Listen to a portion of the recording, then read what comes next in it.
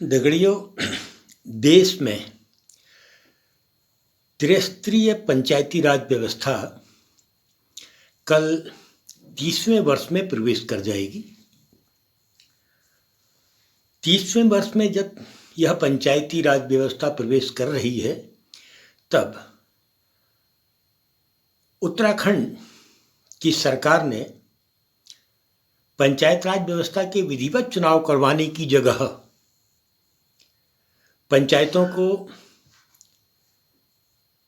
सीधे सीधे कार्यकारी अध्यक्षों के हवाले कर दिया है। आज के अखबार की जो खबर थी, बड़ी खबर थी, वो यही थी कि पंचायतें 6 महीने के लिए प्रशासकों के हाथ में नहीं जाएंगी, बल्कि जो पंचायतों के अध्यक्ष हैं वे ही कार्यकारी अध्यक्ष बने रहेंगे। बाकी पंचायतें भंग मानी जाएंगी, यानी सदस्यों का जो अस्तित्व है वही समाप्त होगा। उसमें यह भी कहा गया है कि नीतिगत निर्णय नहीं लिए जाएंगे। इसमें बहुत से छेद हैं जिस पर लंबी बहस होगी ही। लेकिन यहाँ सवाल उठता है कि धामी जी की सरकार जनता को मिली संवैधानिक व्यवस्थाओं के प्रति कभी भी संवेदनशील क्यों नहीं रही। निकायों के चुनाव 1.5 वर्ष करीब पूर्व ही संपन्न हो जाने थे, या यूं कहूं तो अब तक उनका 1 वर्ष का कार्यकाल पूरा हो जाना चाहिए था। लेकिन धामी जी की सरकार ने निकायों के चुनाव समय पर करवाने की जगह निकायों को प्रशासकों के हवाले कर दिया। वे समय पर चुनाव क्यों नहीं करवाना चाहते, इस बात का जवाब सरकार की ओर से या श्री धामी जी की ओर से या उनके किसी प्रवक्ता की ओर से आज तक नहीं दिया गया। कुछ लोग न्यायालय में गए थे, उच्च न्यायालय में। जब उच्च न्यायालय में गए थे और उनके द्वारा दायर वाद को पढ़ा गया था, तभी जानकारों ने घोषणा कर दी थी कि यह वाद सरकार के पक्ष में ही जाएगा, क्योंकि कोई भी वादी किस प्रकार का वाद तैयार करता है, कोर्ट में किस प्रकार से प्रस्तुत करता है, यह महत्वपूर्ण होता है। खैर, इस पर भी फिर कभी। इधर 1.5 साल करीब हो गया निकायों के चुनाव नहीं करवाए गए हैं, और अब सीधे सीधे 6 महीनों के लिए जिला पंचायतों के वर्तमान अध्यक्षों को ही, जिनका की कार्यकाल कल खत्म होगा और नई पंचायत का कार्यकाल शुरू होगा, उन्हीं को कार्यकारी अध्यक्ष बनाने का फरमान जारी कर दिया गया है।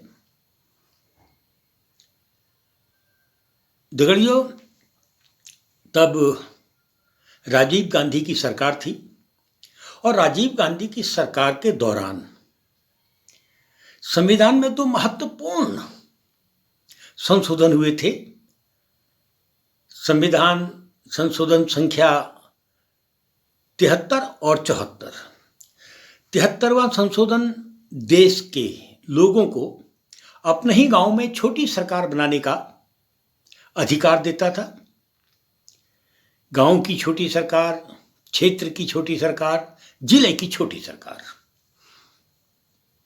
और उसके साथ साथ इस छोटी सरकार को 28, 30, 42 विभाग देने का रास्ता भी खोलता था।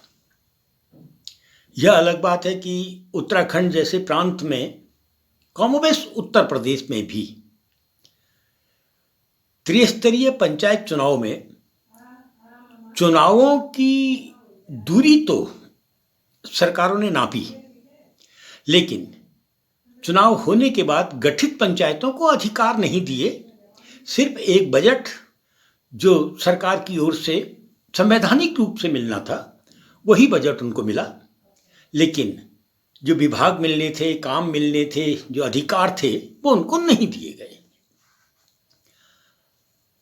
इसी प्रकार नगरों की छोटी सरकार, अपनी सरकार के लिए संविधान का 74वां संशोधन भी राजीव गांधी के कार्यकाल में होता है। इसमें कोई दो राय नहीं है कि कांग्रेस की सरकारें यदि चाहती, पहली सरकार एनडी तिवारी की थी, फिर बहुगुणा जी की सरकार थी, वही सरकार आगे बन के हरीश रावत की सरकार बनी, ये चाहते तो पंचायतों को बहुत अधिक अधिकार, जैसा राजीव गांधी चाहते थे, वो अधिकार इनको दिए जा सकते थे, विभाग सौंपे जा सकते थे। हरीश रावत जी के समय में तो बकायदा जो पंचायत राज एक्ट बना, उस एक्ट को आप पढ़ लीजिए, तब आपको लगेगा कि पंचायतों को अधिकार देने के मामले में वो एक्ट कहीं से कहीं तक मुखरित नहीं होता है। हाँ, पंचायतों पर शिकंजा कसने के लिए हर कदम पर वो एक्ट महत्वपूर्ण काम कर जाता है, जिसको हम पंचायत राज एक्ट कहते हैं वर्तमान। और हरीश रावत जी ने शायद उस एक्ट की कभी समीक्षा करने की जरूरत नहीं समझी होगी, वरना जो एक्ट लागू किया गया वो लागू नहीं होता अगर ईमानदारी से, या यूं कहूं कि राजीव गांधी के सपनों के पंचायती राज के हिसाब से उस एक्ट का अध्ययन स्वयं हरीश रावत जी ने किया होता। खैर दगड़ियों, पंचायतों को बदनाम करने के लिए एक सोची साची राजनीति के तहत रणनीति बहुत तगड़ी बनाती है प्रशासन। पहले दिन से ही एक आरोप पंचायतों पर लगता रहा कि ये भ्रष्ट होते हैं। अरे भाई, पंचायतें कैसे भ्रष्ट हो सकती हैं? यदि गांव में 20 रुपए का भी बजट पहुंच जाए तो पूरे गांव को खबर होती है, और पंचायत का जो प्रतिनिधि होता है, जो अध्यक्ष होता है, जो प्रधान होता है, वो गांव का ही एक नागरिक होता है, जो घर घर में जाके हाथ जोड़कर वोट मांगे होता है। और लोग दूसरे दिन से पूछना शुरू कर देते हैं कि भाई बताओ, 20 रुपया तुम कहाँ खर्च कर रहे हो? और प्रधान के ऊपर सेक्रेटरी होते हैं, ग्राम विकास अधिकारी, क्षेत्र पंचायत अधिकारी, खंड विकास अधिकारी, खंड विकास अधिकारी के ऊपर से फिर होते हैं एसडीएम साहब, एसडीएम साहब के साथ साथ होते हैं आपके मुख्य विकास अधिकारी, इसके ऊपर जिलाधिकारी, कमिश्नर।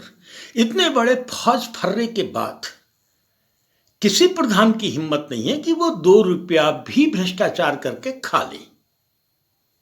ऐसे में पंचायतों पर एक आरोप कि नहीं साहब, प्रधान लोग बेईमान होते हैं, गांव की पंचायतें बेईमान होती हैं और वो भ्रष्टाचार करती हैं।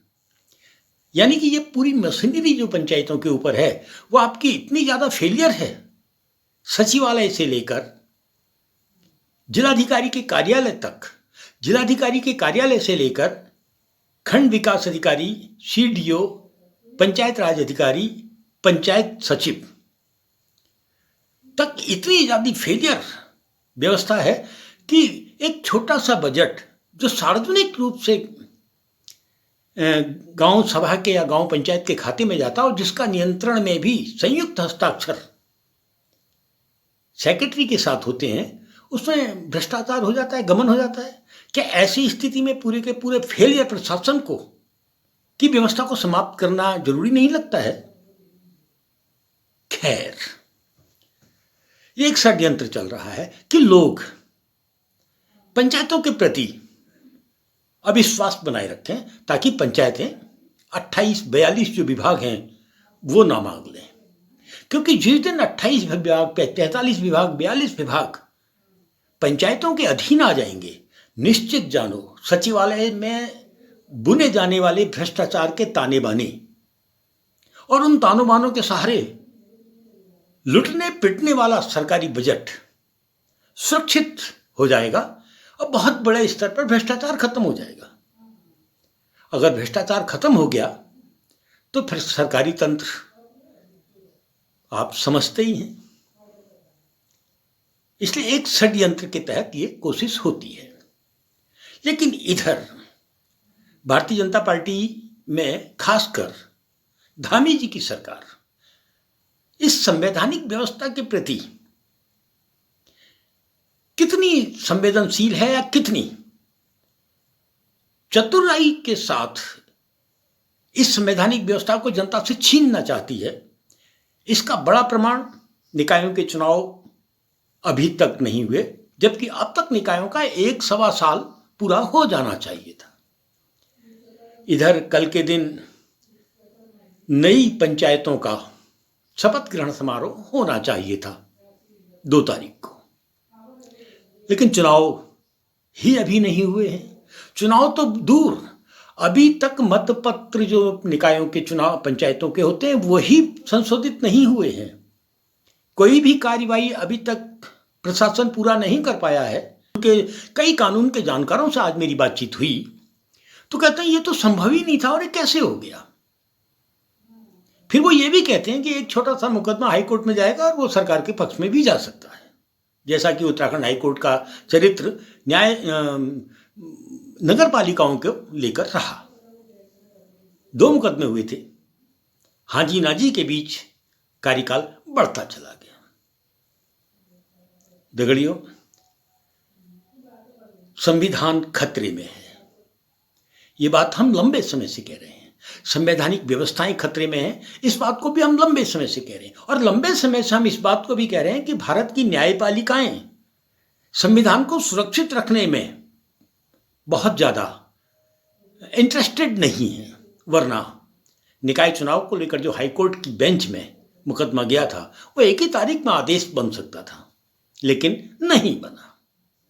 और जो जज तब नियुक्त थी वो अब नहीं है, यानी वो अपना रिटायरमेंट का समय पूरा करने के लिए उत्तराखंड हाईकोर्ट में थी।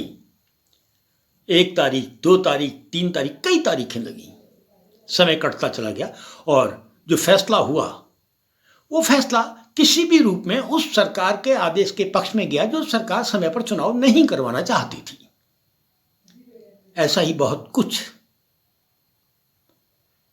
पंचायत चुनाव के साथ भी संभव लग रहा है कि कोर्ट में कुछ लोग जाएंगे, तारीखें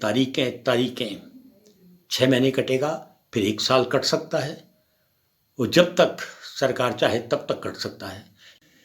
दगड़ियों, आप सवाल पूछ सकते हैं कि निकायों के चुनाव नहीं हुए टाइम पर, लेकिन कांग्रेस ने एक शब्द नहीं बोला।